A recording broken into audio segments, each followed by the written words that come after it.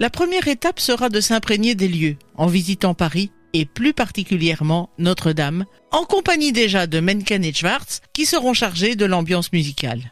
Un mois plus tard, ils présentent leur ébauche de film, qui sera validée par les studios, même si certains doutes subsistent.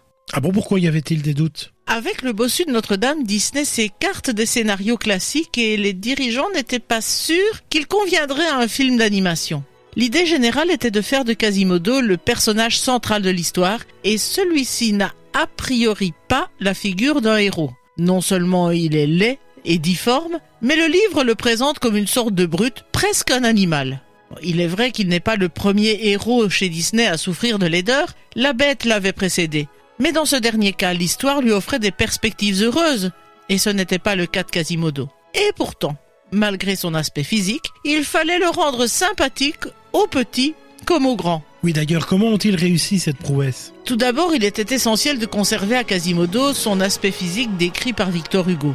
Il sera donc bossu, borgne et aura les cheveux roux.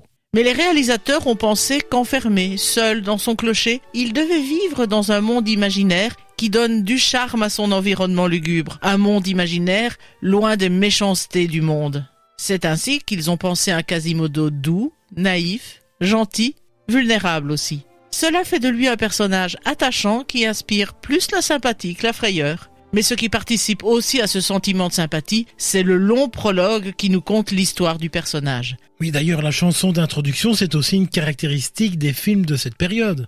Il est vrai que plusieurs films du deuxième âge d'or des studios usent de l'introduction musicale pour fixer le cadre de l'histoire. Il y a par exemple les 4 minutes d'introduction du Roi Lion qui voit arriver tous les animaux de la savane pour assister au début du cycle de la vie. Mais surtout, au début de la production, tout le monde a en tête les quelques 7 minutes de l'incroyable ouverture de La Belle et la Bête, durant laquelle on faisait connaissance avec les principaux protagonistes de l'histoire. Cette structure est reprise ici pour nous offrir un moment d'une beauté incroyable, nous faisant découvrir les cloches de Notre-Dame.